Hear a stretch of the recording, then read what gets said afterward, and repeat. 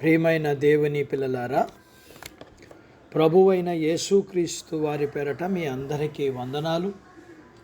ప్రభు పేరట మీ అందరికీ శుభములు, దీవెనలు కలుగునుగాక. ఈ ఉదయకాలం పరిశుద్ధ గ్రంథము నుండి దేవుని వాక్యాన్ని చదువుకుందాం. సామెతల గ్రంథము 10వ అధ్యాయము 9వ వచనం చదువుకుందాం. యథార్థంగా ప్రవర్తించువాడు నిర్భయంగా ప్రవర్తించు. దేవుడు తన మాటలు మన కొరకు దీవించునుగాక. ఆమెన్.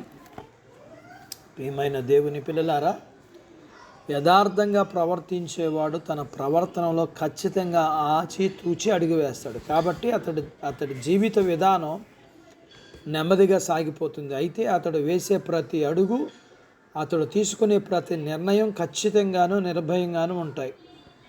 ధనవంతుడు అవ్వడానికి ఆతృత పడేవాడు యథార్థంగా ప్రవర్తించలేడు. అతడు నిర్భయంగా ఉండలేడు. యథార్థంగా ప్రవర్తించడానికి దృఢచిత్తముతో ఉండే వ్యక్తి ఐశ్వర్యాన్ని సంపాదించలేకపోయినా శాంతి సమాధానాలతో ఉండడం మాత్రం ఖాయం. మనం సరైన పనిని యథార్థమైన రీతిగా చేస్తూ ఉంటే బండ మీద నడిచేవారిలా ఉంటాం. మనం వేసే ప్రతి అడుగు స్థిరమైన క్షేమకరమైన ప్రదేశం మీదనే వేస్తున్నామనే ధైర్యం మనకుంటుంది. ఇది ఇలా ఉండగా మరో ప్రక్క అనుమానాస్పదమైన లావాదేవీలు వ్యవహారాలు నడిపించి గొప్ప ధనాన్ని సంపాదించిన వారు చివరికి విలువలు కోల్పోయి అపనమ్మకస్తులుగా మిగిలిపోతారు. అలాంటి వారు ఎప్పుడూ భయపడుతూనే జీవిస్తుంటారు. ఎందుకంటే ఎక్కడైనా లెక్కలు తేలే రోజు వస్తే వారు అన్యాయంగా సంపాదించిన ఆస్తి వారి మీద నేరారోపణ చేస్తుంది. నీతి యథార్థతలను కట్టుబడి ఉంది. దేవుని కృపను పొంది మన ప్రభువు యజమానైన ప్రభువును అనుసరిద్దాం. ఆయన మాటలలో ఏ కపటము ఎప్పటికీ ఉండదు. యథార్థంగా జీవిస్తే పేదరికంలోనే ఉండిపోవాల్సి వస్తుందని, అందరి చేత హీనంగా చూడబడతామని భయపడవద్దు.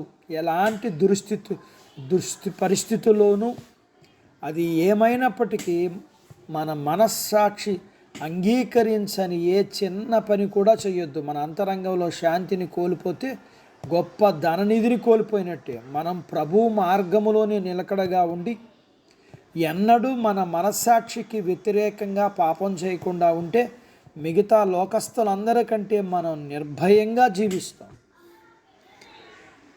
మంచివాడైన దేవుణ్ణి అనుసరిస్తున్న మనకు హాని చేయగలవాడెవడు? దేవుడు తన మాటలు మన కొరకు దీవించునుగాక. ఆమేన్. ప్రార్థించుకుందాం. నాతో పాటు ఏకీభవించండి. మమ్మల్ని మిక్కిలిగా ప్రేమించిన మా ప్రియ పరలోకపు తండ్రి, మీ పరిశుద్ధ నామమును బట్టి మీకు వందనాలు. ఈ ఉదయకాలం మీ పాదాల దగ్గర మీ లేఖనాన్ని నేర్చుకోవడానికి సహాయం చేశారు. నేర్చుకున్న లేఖనపు సత్యాన్ని బట్టి మేము ఎప్పుడైతే యథార్థంగా ఉంటామో మేము అప్పుడు ధైర్యంగా ఉండగలుగుతామని, యథార్థతలో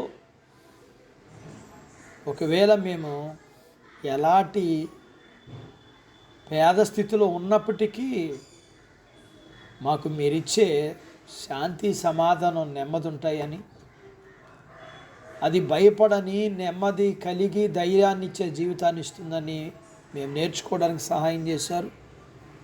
మేము యథార్థవంతులుగా ఉండి ధైర్యం కలిగిన వారిగా ఉండగలగటానికి సహాయం చేయండి.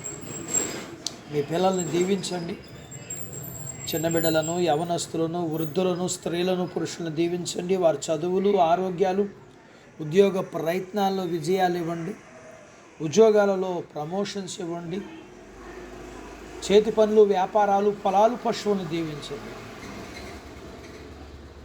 అలాగే వివాహాలు కాని వారికి అవ్వటానికి, గర్భం లేని వారికి ఇమ్మని, గర్భం కలిగిన వారికి సుఖమైన ప్రసూతి ఇమ్మని, ప్రసూతైన తల్లి పిల్లలకు ఆరోగ్యాలు ఇమ్మని, మీ పిల్లల అవసరాలు, బలహీనతలు, సమస్యలు, రుణాల నుంచి విడిపించి మీ పిల్లల్ని మీరు దీవించమని యేసు ప్రభు వారి పేరట స్తుతించి ప్రార్థించి అడిగినవన్నీ పొందుకొని ఉన్నాము తండ్రి. ఆమెన్. దేవుడు మిమ్మల్ని దీవించునుగాక. ఆమెన్.